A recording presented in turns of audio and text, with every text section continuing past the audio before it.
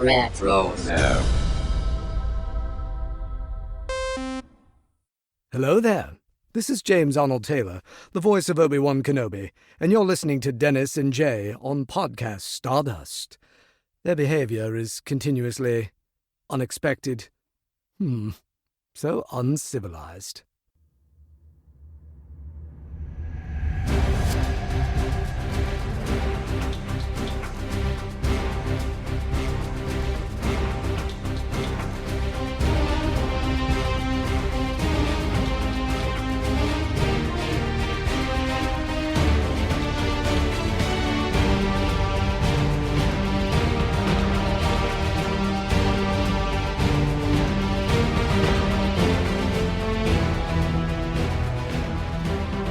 Welcome to Podcast Stardust. This is the fully armed and operational podcast dedicated to Star Wars news, reviews, and discussion. I'm Dennis Keithley. And I'm Jay Krebs. And it's Monday, so that means we're starting the week off with another episode in our The Clone Wars rewatch. But before we get into all of the goodness from the animated galaxy from far, far away, Jay, you remind everyone where we can be found on social media. You got it, Dennis. We are very easily and conveniently found on Facebook and Instagram at Podcast Stardust. Okay, the dish is aligned. The signal's boosted to maximum output. The shield is down, and we are now broadcasting to another galaxy. This is episode 20 from season 2. So that means after this, we only got 2 episodes left. The third of which we've actually already covered on the podcast. So we'll re-air that after we get past the next episode. So be on the lookout for that. There'll be a bonus episode in your feed. So now that I've said all that and stalled for a little bit so that everyone who maybe hasn't seen this episode that came out so many years ago has a chance to pause and get away if they want to go watch it first. Jay, you want to go ahead and give us the summary of the episode, please? Absolutely. When the Jedi Cruiser, commanded by Jedi Knights Anakin Skywalker and Mace Windu, welcomes aboard a squad of clone cadets, they are unaware that danger is in their midst. Boba Fett has infiltrated the squad of cadets and attempts to assassinate Mace Windu in an act of revenge for the death of his father, Jango Fett. Although Boba's attempt fails with some outside assistance from bounty hunters Aurra Sing and Bossk, he manages to sabotage the Jedi Cruiser, forcing nearly everyone to evacuate. Once aboard an escape pod, Boba is retrieved by Aurra Sing and Bossk on Jango's starship. Yeah, so this is an interesting episode. I've got some thoughts about it, and I know you do too. Jay, what are your overall thoughts on this episode? Oh, so many thoughts. But first of all, I have to say how much the music in this episode hit me big time. I mean, shout out to Kevin Kiner, and there's just so many great musical things going on in this episode. And for me, of course, you know, I have a little bit of a fetish with Boba Fett and the whole lineage there. So again, it was just great to see this kind of genesis into the Clone Wars with Boba and how his relationship, not only with the bounty hunters, but his very kind of strained relationship with his own origins, I think, are kind of explored. Not explicitly in this episode, but they are. And then also Anakin and Mace's relationship once again. So, but I mean, great episode. Yeah, this is a good episode. I think it's better because of the trilogy episodes that it is in, because by itself, while it's good, it's not great. But when you put it with the other 2 episodes that come after this, I think it really elevates this episode as part of that collective trilogy of episodes here. I like it quite a bit. I think, for one thing, this is like the first episode that made Boba Fett a far more complicated character than anything we'd seen before. Because what have we seen before? We've seen him standing silently, for the most part, with very few lines in The Empire Strikes Back. You know, it's like, he's worth more to me alive than dead. You know, put Captain Solo in the cargo hold. Those are the type of lines he had. And The Empire Strikes and Return of the Jedi. And then we got to see him in Attack of the Clones as a kid. But, you know, it's just kind of like, what does he say of consequence in that movie? The most impactful thing he had done on screen was react to Jango's death. You know, first after Mace Windu decapitates Jango, and then second after he lifts up Jango's helmet and kind of like puts his forehead to it. But this episode really makes Boba a person when it Yes. comes down to it. And it's kind of subtle in the way it does it for the most part, and with some very overt instances. But we don't even know that this is Boba if you aren't keyed into that fact when the episode starts. But then Mhm. all the motivation rather becomes clear after that.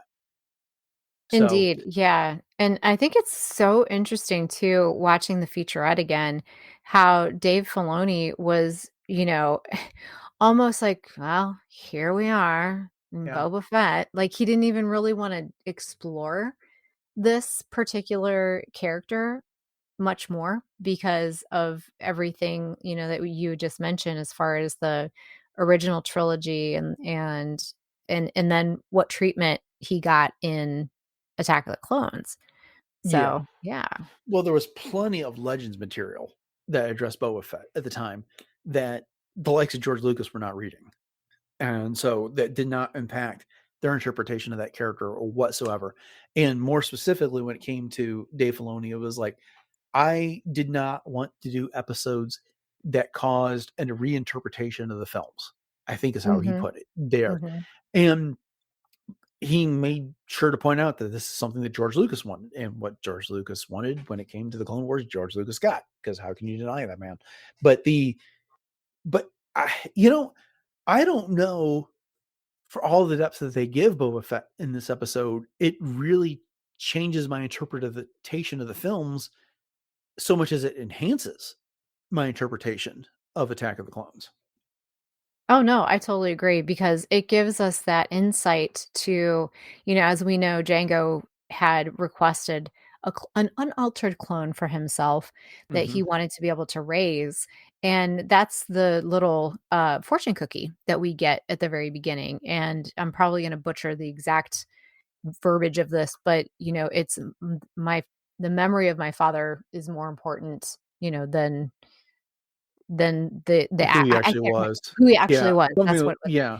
Yes, Right. To that, to and those words of effect. so yeah, and so, I mean, basically, this whole episode is Boba dealing with the aftermath of that rage of Hmm. the only person that, he really ever kind of knew. I mean, yeah, he was brought up on Camino with the Kaminoans and everything, but he had a relationship with his dad. And Hmm. so, he's coming from a very different lens, with life experiences than these other clones are, which is both kind of, one of those things that, gosh, could he have gone the other way and, and stayed with them, which is a weird thing to think about. Indeed. Indeed. All right. Well, we got a lot of things to talk about with this episode, so let's dive into some more of the details. And the first thing I got on my notes is Anakin and Mace in this episode. When the whole thing starts off, you've got this Republic cruiser that's pulling up to the Jedi Cruiser, which is the Endurance, and they board, and there's just kind of like this awe moment for these cadets, these kids.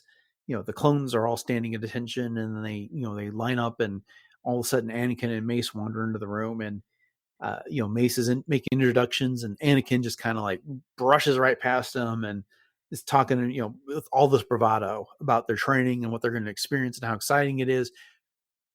Right before they get called away to the bridge for Mhm. some of the news, and then as they're leaving, Mace is pointing out, it's just kind of like, you know, oh, this is too bad for you. You're not getting your chance to, like, show off and Show inspire off, them yeah. here. And this kind of goes back to some of the Mace Windu conversations we've been having recently with his appearances in the Clone Mhm. Wars, where this stuff really humanizes him here. He doesn't dislike Anakin at this moment, but Right. he knows who Anakin is. Anakin is a bit of a showboat. It goes back to Anakin's days pod racing during the Phantom Menace. And Anakin was once a kid. I think he sees a bit of himself with these clone cadets. That they are, about the age, maybe a little older than he was when he joined the Jedi Order. And like, you can, like, rise and be something great. Just look at me, the type of situation. Oh, yeah, and I mean, and he was already labeled the hero with no fear, by this Hmm. time, and, this is such a gosh, when you see this and he's so encouraging to these little younglings essentially. And no, they're not Jedi younglings, but they're kids.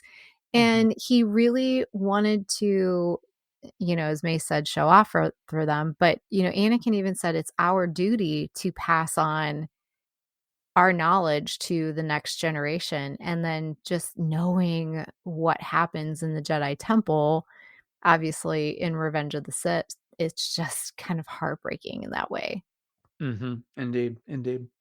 So, addressing the clone cadets more specifically here, they've got it's like 8 of them or so, and there's a couple of them that are kind of picking on Boba, who is the new guy. But then we get this one clone whose name is Jax, who appears to be, I don't know if he actually has rank, but all of the other little cadets defer to him Mhm. here, and he's trying to make Boba feel welcome, and Boba's going under the name Lucky at the time. There, did you have any observations about these kids overall? Oh, yeah, and I mean, I think it's really cool how they recreated kind of the same dynamic that we even see among the older clones, the more seasoned, more experienced ones. And, I think that this younger kid, he really gave off a lot of, like, Rex vibes, Jax. I think Mhm. that he kind of stepped forward as sort of the natural born leader, and then you had another one that was hotshot, that was a little full of himself and was, the first one to be like, "Oh, why did you miss the briefing or whatever?" And Boba's like, "Oh, I broke my arm." And he's like, "Well, you should be able to lose your arm and still show up," Yeah, kind of that a was thing. crazy bravado. It Oh, was yeah. I mean, and yeah. at this point, I mean, these are, like, super young kids. I mean, and if you take into consideration their growth acceleration, Mhm. they're, like, basically toddlers at this point. So, realistically, Boba is got way more experience, as we're gonna see with certain things, and he's also way older than they are. Yeah. But yeah, the dynamic is just kind of a kiddie version of what I think we see in the adult clones as well. Yeah.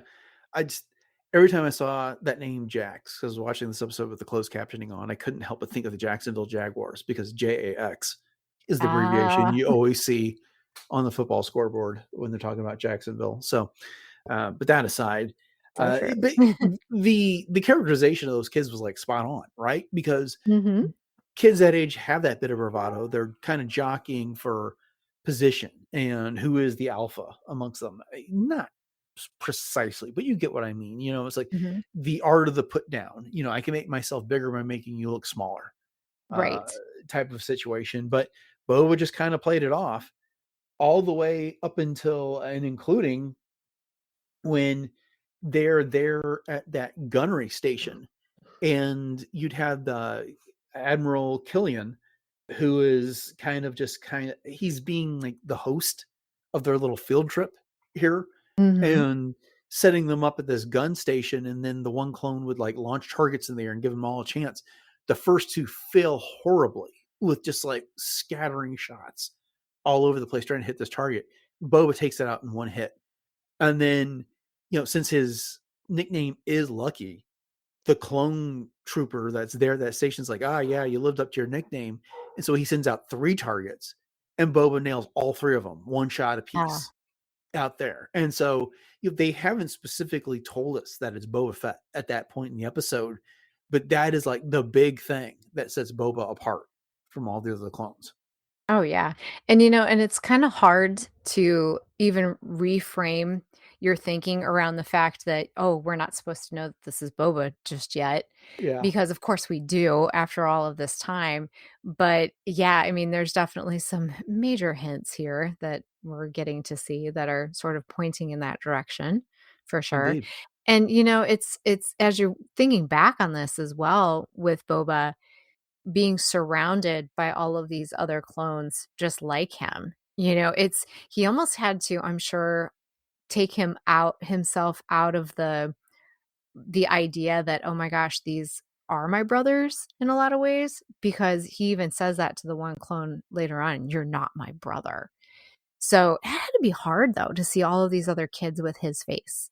Do It's you one think he thing. believe that though, because he seemed very torn about it over the course of the episode. Right. Oh, yeah. Yeah, for sure. And that's what I'm saying about, could he have at some point turned his back on his rage and his vengeance and actually found sort of a new brethren with all of these other clones. Yeah, So, stick a pin in it's that because we're going to get to that when we yeah. talk about another character that shows up in this episode. Um, Mhm. but yeah, the notion here, one of the things I put down in the notes for us to talk about is like what he really thought of the other clones in this episode, because it's a full grown clone that in the reactor room, that he says like you were brothers, and that's when Boba says we're not brothers, but at the same time, when it comes to Aurra Sing, who shows up later, and others, he's very adamant that he doesn't want to hurt anybody else. And there does seem to be some familial attachment for him that, Mhm. because even with that one clone who says, like, we're brothers, when his helmet flies off after Boba smacks him in the head with the rifle, and his eyes get real big when he sees Django's face, when he sees his dad's face Right. on that Right. clone in that case. And it's like, he says it almost like he's trying to convince himself that this isn't that I need to put my attachment aside. I realize attachment is very much a Jedi concept here, but he's under the influence of Aurra Sing at this point, which is like you got to be cold blooded, and so he doesn't want to have those bonds to these other clones, but he can't help but feel them. And he was raised on Camino amongst all these clones all Mhm. the time. And we see that True. in the Mhm. book of Boba Fett. He's got those memories of being on Camino and the like. And so it's almost like he's trying to convince himself more than he actually believes it. Oh, yeah. And just the fact that he did basically apologize to that clone, Hmm. and he set the rifle for stun. He Yeah. didn't he didn't shoot him, he didn't kill him, he set it to stun. And that had to be kind of hard for him, as you said, seeing his face as an adult clone like his father, walking past all of those clone troopers when they first arrived, and the one kinda looked down and sorta gave the kids a little smirk, like a smile, and then the one little boy, like, just beamed right back up at him. So, yeah, I mean, it's gotta be hard because, I mean, Boba's probably, at some level, going through kind of an identity crisis, but yet he's carrying this burden of legacy, from his Hmm. dad, and then the idea of exacting this revenge as well. There's a lot going on for young Boba. Yeah. Yeah. Because he's like very resistant to the camaraderie that Mhm. Jax is trying to show him here. And then even later when he's like sneaking around the ship and he's planting the bomb that's supposed to kill Mace Windu, inside Mace's quarters and ends up killing another clone. He's you know he's trying to talk his way out of situations. And on the one hand, that is a factor of he is so much younger than these other clones physically, not actually. Mhm. He's older than like every clone on the show Right. when it Yeah. comes down to it. He, but on the other hand, it's like, he's, as we said earlier, he's trying to talk himself out of rather the fact that these people don't mean anything to him. They clearly mean something to him at this time. Right. Right. But Aurra Sing plants that bug in his ear that they aren't anything to him. That they're just people. And without any type of attachment, what are they worth? They're witnesses, as Aura points in at one point. So what do you think I'm going to do with them? They know too much, and the like. But he doesn't see it that way. It's like, this is only about Mace Windu. It's the rest of the crew is not supposed to get hurt.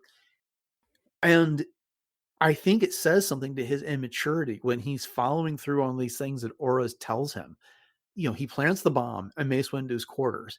It doesn't kill Mace, and he's alarmed when he hears that. And then later it comes out that it killed a clone. Well, he doesn't actually Mhm. ever hear about that. And when he sabotages the reactor and it causes half the ship to blow up, he doesn't seem to realize that he just killed a whole bunch of clones in the Right. process. And Right.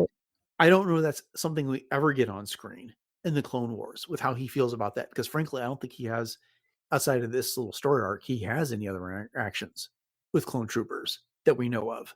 Of course, we know Yeah. in the book of Boba Fett when they're getting ready to infiltrate that one planet so that the Mandalorian can find out about Moff Gideon and where Grogu is. He's like, let's just say that I might recognize my face. So, Yes. but at any Such rate, a great line. yeah. Yeah.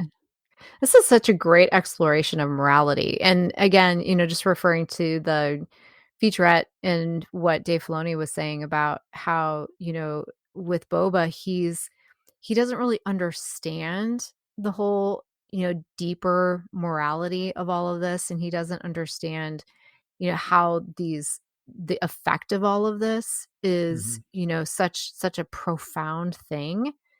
And yeah, and so it's just and Aurra Sing and all of this is just, I've often wondered, why is she so personally invested in Boba?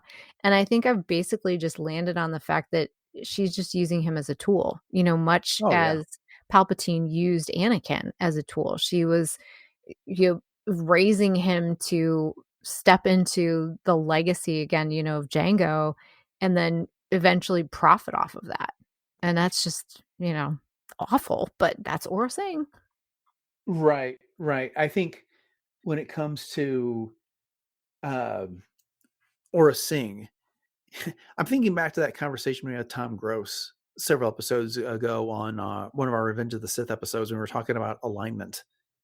When it comes down, Oh, I yeah. can't remember if that was actually during the episode or part of the pre-show conversation we were having here.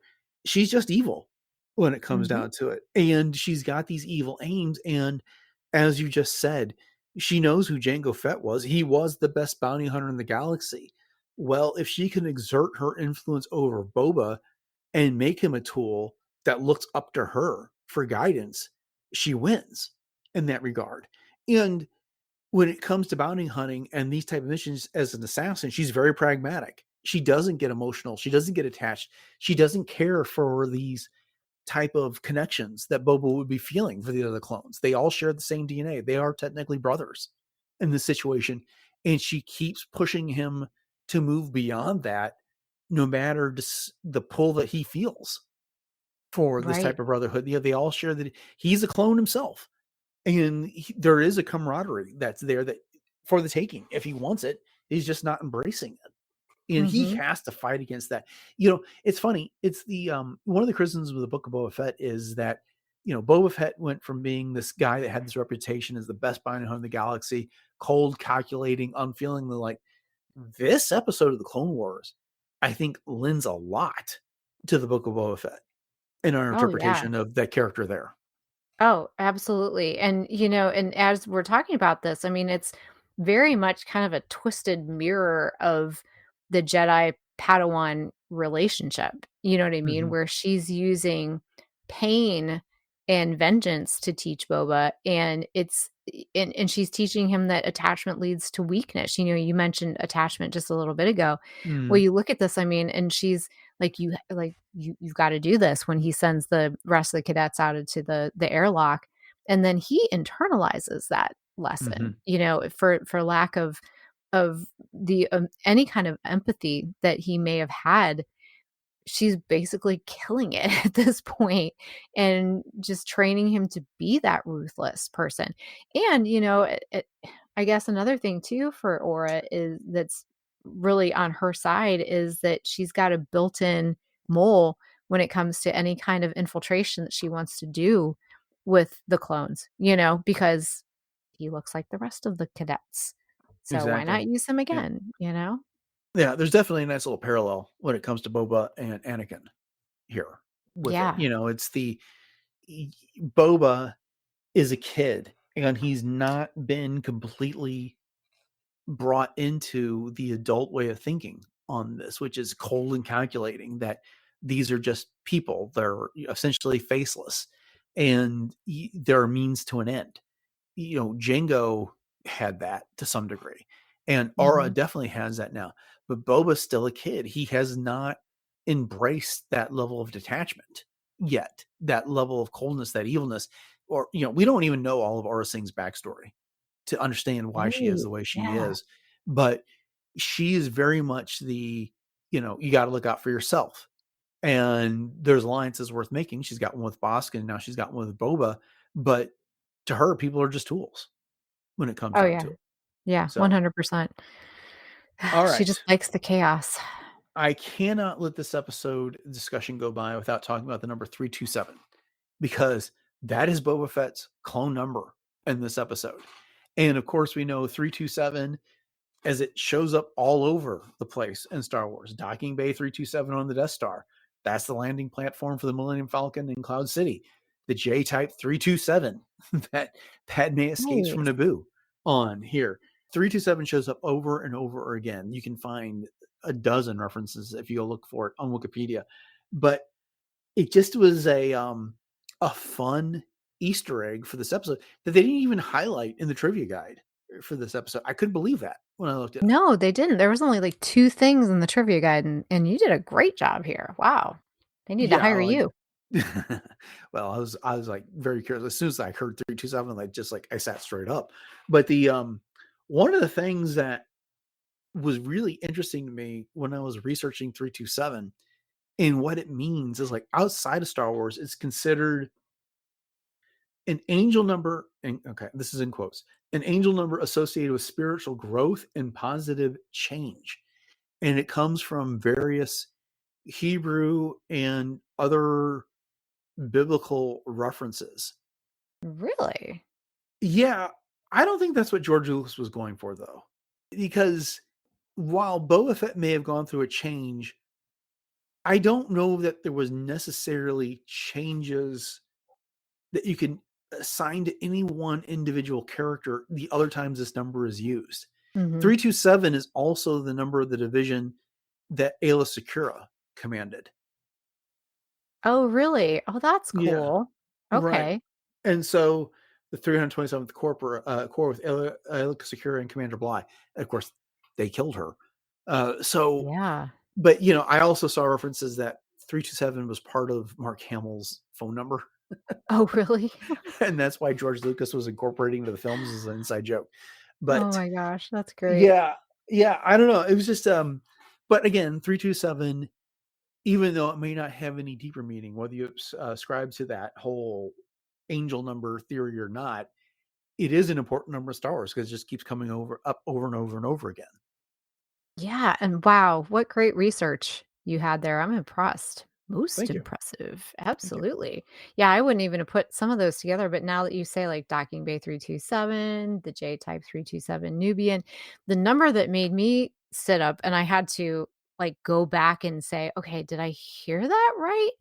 Is Boba saying that he was part of the 322nd group, and at Mhm. first I thought he said the 332nd group, and I was like, "Holy cow, that eventually becomes Ahsoka's troop." Right. So Right. but it wasn't, it was the 322nd, not the 332nd. Yeah. Think of how many clones that actually means that were out there. They have, like, in the Oof, hundreds of yeah. groups. So, all right. Well, we are going longer than we usually do on our Clone War reviews episodes here. So let's highlight just a few of the things here. We've pretty much talked about everything, I think, when it comes to Boba Fett. What'd you think about Admiral Killian? Oh, he was just your typical, go down with the ship. He had that great kind of Scottish accent. I'm Mm-hmm. assuming it was Scottish anyways. And, he was standing for everything that an admiral, quote unquote, should be. But it was really cool the way that he kept it together in that, when he was talking to the clones, he's like, oh, yeah, like this will be a great story for you to tell your friends, when you get back, and I'm totally butchering the accent at Yeah. this point, but then he was like, "All right, we gotta get out of here, like, the ship's going down." So, Mhm. to his credit, he was very calm and cool in that way, but yet there was one line that he said that I thought, "Oh, so that's how you really feel." Where he said something to the effect of, "Yeah, and the Jedi." Like he said it almost in a really disrespectful kind of a way. And so I thought, I wonder if he resented having the Jedi on his cruiser, See, like I didn't almost pick that up outranked. so much, is that when the ship was going down, and Anakin was telling him, we have to abandon ship. And Killian said, no, the Admiral goes down, stays on the ship. And essentially, like the old classic line, the captain goes down with the ship, that type of thing. But he follows it up with saying, I wouldn't expect a Jedi to understand. And at first, that line really bugged me because it seemed kind of I don't know, there's certain groups in various level of importance. And then, it's like, it's something that you're not part of this group, you wouldn't understand. And it's a way of kind of like inflating the importance of the group type of a thing. And of course, Killian's not a Jedi. He's not a clone. He is an enlisted officer. And there's certain things that he believes in that he doesn't think a Jedi will understand. But then it dawned on me over the course of the conversation what he was saying. He's attached to his ship. He's attached to his command. And he knows the Jedi don't believe in attachment. And so when he's saying, I'm going down with the ship, this isn't something a Jedi would understand. I'm not sure that is quite the insult that I first took it to be, which is him saying, like, there's a difference between us. You all don't invest yourself in things like a ship. You don't have those type of attachments. This is important to me. Everyone that's on this ship invested their lives, their safety into my well-being, and this ship is going down. I owe it to them to see it to the end, which is something a Jedi would never believe. Those are some great points, and I hadn't even considered that. And I think that is a great illustration of, as you said, just the fact that they're so invested in their ship and they take so much ownership of it. And so it's a very different lens when you look at it that way. Thank you. Oh, of course. Anything else from this episode you want to touch on before we wrap it up? Well, I was trying to figure out, and I looked this up, and they mentioned the planet Vanquor, Vanqor, and I was thinking, okay, why are they choosing this particular planet? But it really didn't have much of a reason. Like, there wasn't a mission per se. It was just sort of a random planet that they ended up, having this whole thing happen around. But other than that, I mean, again, it's mainly the whole Boba thing, obviously, and his morality and his wrestling with a lot of those kinds of things. So, but yeah, I think the only other thing is, again, Mace and Anakin's relationship in this episode. Even though Mace is kind of teasing Anakin about showing off, they still have such an easy relationship. And I often, now that we're watching all of these episodes again, it just hit me how actually close they kind of became, which makes Revenge of the Sith even harder to Much more watch. tragic. Yeah.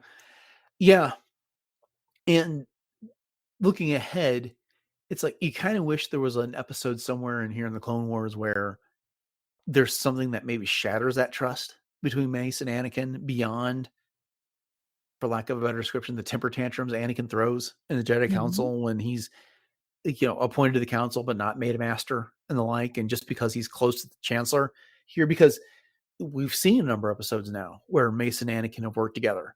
And while it may not have been like 100% hunky-dory here, they had a good working relationship.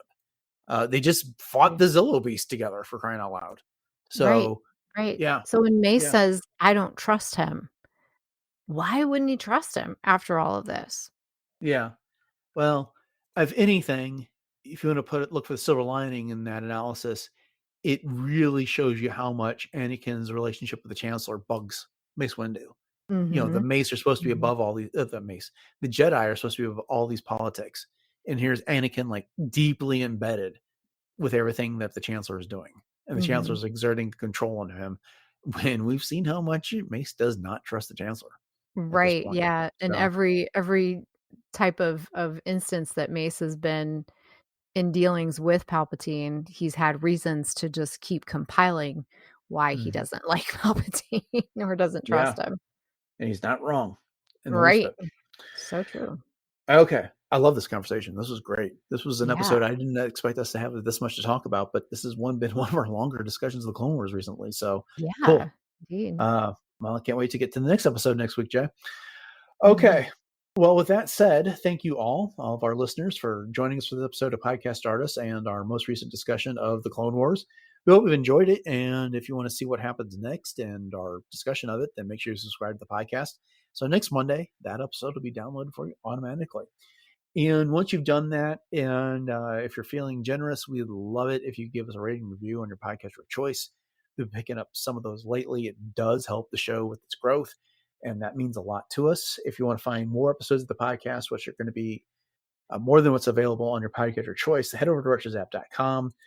Our entire catalog, all previous 935 episodes are there.